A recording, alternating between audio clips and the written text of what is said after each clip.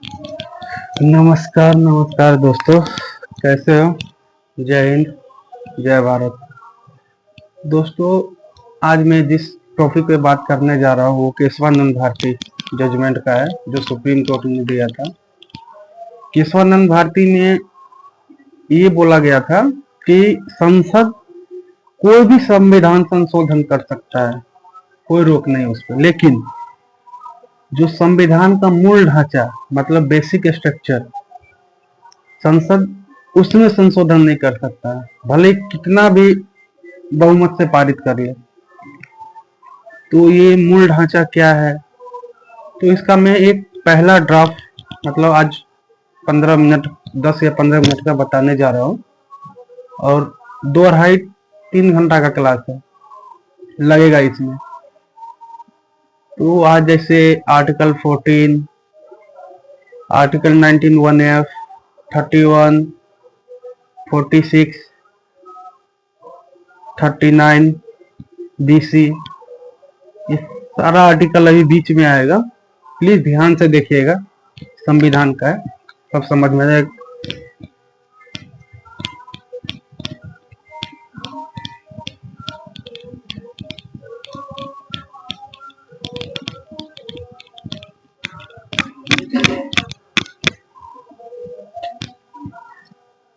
कि हमारे संविधान में का 2 भाग का मैं जिक्र कर रहा हूँ। एक भाग है 3, एक है भाग 4। भाग 3 में ये मूल अधिकार से जुड़ा हुआ है, फंडामेंटल राइट। ये हो गया डीपीएसपी,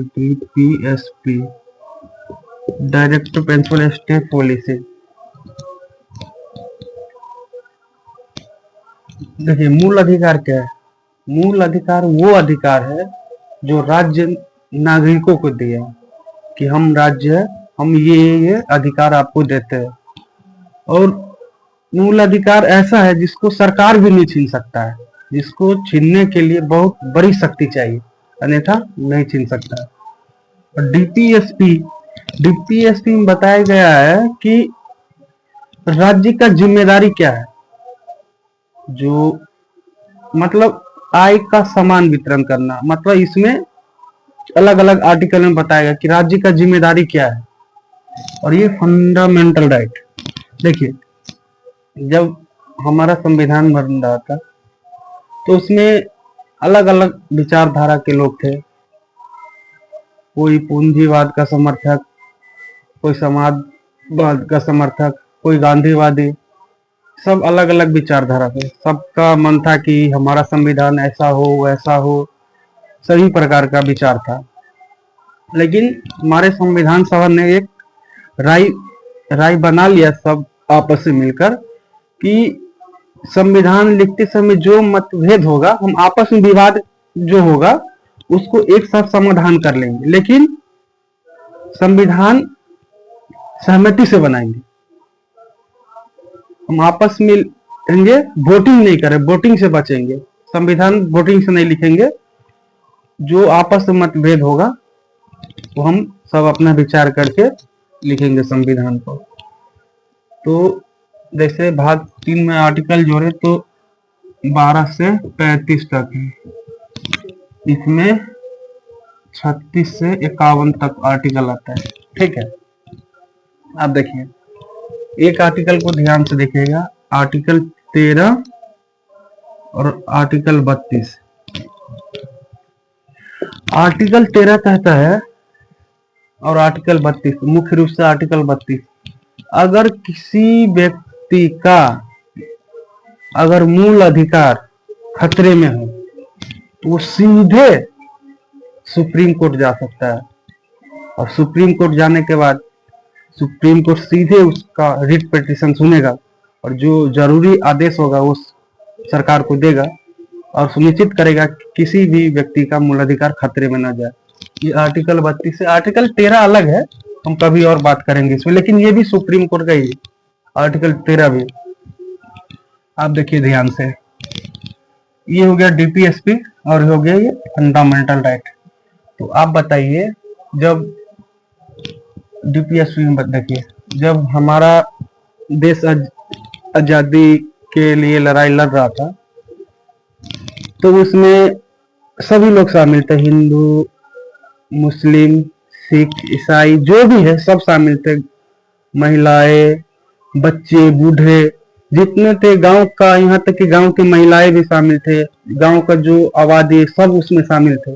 तो सबका सपना अलग अलग था कि जैसे जमींदारी जो प्रथा है, जमींदार से किसान अलग होना चाहता था, क्यों बीच में कोई आए। तो जो लोग इसमें भाग लिए थे आजादी में, उनका भी तो सपना था कि मेरा भी अधिकार हो कुछ।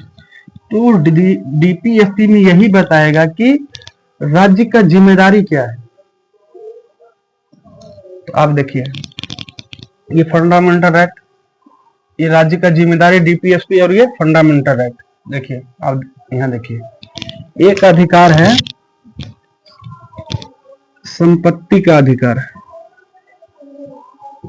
संपत्ति का अधिकार पहले था, अब नहीं है वो, अब हट गया, लेकिन हम बात कर रहे हैं संपत्ति का अधिकार कहाँ था, 19(1)(f) में और 31 में, दोनों में संपत्ति का अधिकार था। ठीक है, आप देखिए ध्यान से, ये 19(1)(f) कहता है कि किसी भी व्यक्ति का जो संपत्ति है उसको छीना नहीं जाएगा, वो संपत्ति खरीद भी सकता है, बेच भी सकता है। और 31 में बताया गया है कि ये जो संपत्ति है, अगर सरकार उसको छीनता है तो सरकार पहले एक कानून बनाएगा, ऐसा नहीं छीन लेगा कोई। और दूसरा नंबर, वो उसको कंपनसेशन देगा, कंपनसेशन शब्द लिखा हुआ था पहले, उसके बाद ही किसी से संपत्ति छीना जाएगा। आप ध्यान दीजिए, ये संपत्ति का अधिकार मूल अधिकार में है। ठीक है, और इधर आर्टिकल 39(b) और (c) ये कहता है कि राज्य ये प्रयास करेगा, जो SC ST जो निचले लोग हैं उनके साथ जो अत्याचार हो रहा है, उसके समानता के लिए, मतलब उसके लिए कुछ सरकार प्रावधान करेगा, संपत्ति अर्जित करेगा। अब एक बात बताइए, एक तरफ जो बड़े बड़े संपत्ति, बड़े बड़े मालिक के पास है, जो भी अमीर लोग हैं, एक तरफ संपत्ति का अधिकार मूल अधिकार है, और ये डीपीएसपी कह रहा है कि सरकार प्रयास करेगा कि जो संपत्ति इसके पास है, वो जो जिसके पास संपत्ति नहीं है उसमें बांट दे। ठीक है, आप एक बात बताइए, ये जितना भी संपत्ति है ये सब मूल अधिकार में, अब सरकार छीनेगा कैसे? और ये कहता है कि सब में आपस में बंटवारा होगा, तो दोनों में एक मतभेद है। देखिए, और दूसरा और देखिए, आर्टिकल 14 और 15 ये कहीं ना कहीं समानता का बात करता है कि सब लोग समान है। और शिक्षा में जो आरक्षण का बात है वो आर्टिकल 15 से निकलता है, और कहता है कि किसी में भेदभाव नहीं होगा। ठीक है, आप देखिए ध्यान से, वही आर्टिकल 46 जो डीपीएसपी में है, ये क्या कहता है कि जो महिलाएं हो गए, SC ST जो पिछड़े लोग हैं, जिनका शिक्षा में योगदान बहुत ही कम है, सरकार प्रयास करेगा कि उसे मुख्य धारा में लाया जाए। आप देखिए, एक तरफ शिक्षा आर्टिकल 15 जो है ये किसमें है, मूल अधिकार में है, और एक तरफ ये डीपीएसपी में है, जो सरकार कह रहा है कि रिजर्वेशन दे या कुछ भी दे, सरकार प्रयास करेगा कि उन लोगों को भी आगे बढ़ाया जाए। आप साफ साफ इसमें देखिए, दोनों में कॉन्ट्रडिक्शन है, पहला विवाद। और एक और है आर्टिकल 25, आप ये देखिए, आर्टिकल 25 में क्या है कि सभी लोग अपना अपना धर्म को अपने अनुसार मान सकते हैं। ठीक है, आप ध्यान से देखिए एक बात, इसी धार्मिक कानून के तहत जो 1937 और 38 का मुस्लिम पर्सनल लॉ है, उसमें क्या बताया गया है कि कोई भी मुस्लिम एक साथ 4 विवाह कर सकता है। ठीक है, अब 4 विवाह, इसका ये है फंडामेंटल राइट, मूल अधिकार में है।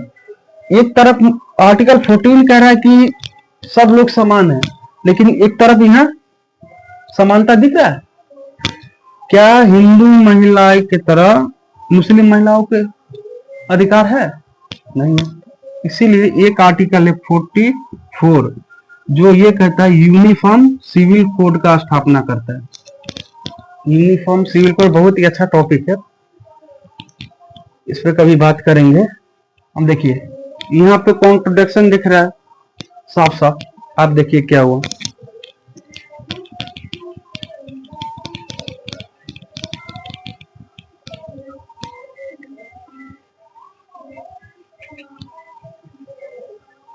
अब डीपीएसपी को लागू करना था तो बहुत सारे राज्य सरकार ने इसे लागू करने का कोशिश किया। पहला, भारत एक कृषि प्रधान देश था और आज भी है,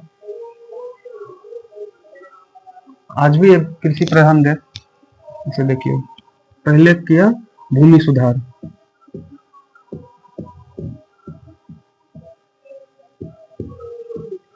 इसके तहत भूमि सुधार के तहत पहले किया लैंड रिफॉर्म्स।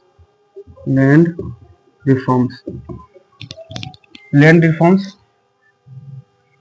रिफॉर्म्स का मतलब ये हुआ कि किसान है और बीच में जो जमींदार आता था, जमींदार को हटाया गया और सीधा लिंक राज्य सरकार के साथ किया गया, क्योंकि भूमि राज्य सरकार के विषय में आता है। ठीक है।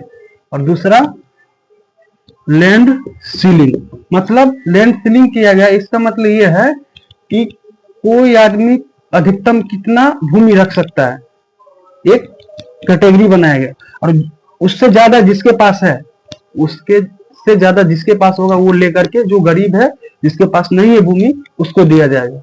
ठीक है। अब देखिए ये दो काम किया, यहां तक ये दोनों तो कर दिया। सरकार ने एक प्रयास और किया जिसे आप अभी के समय में कह सकते एजुकेशन रिफॉर्म्स, जिसे एजुकेशन रिजर्वेशन भी कहते हैं। सरकार ने ये किया। जैसे ही ये सरकार ने किया, एक मामला यहाँ पे आया, चंपकम दौराई, इनका मामला मद्रास में आया। ठीक है। चंपकम दौराई का मामला सुनिएगा तो यही है, मद्रास में आया। जैसे ही ये प्रावधान शुरू हुआ, इसके खिलाफ सुप्रीम कोर्ट में केस चला गया। मद्रास राज्य का जो चंपकम दौराई राजन का मामला हुआ, ये चला गया सुप्रीम कोर्ट में।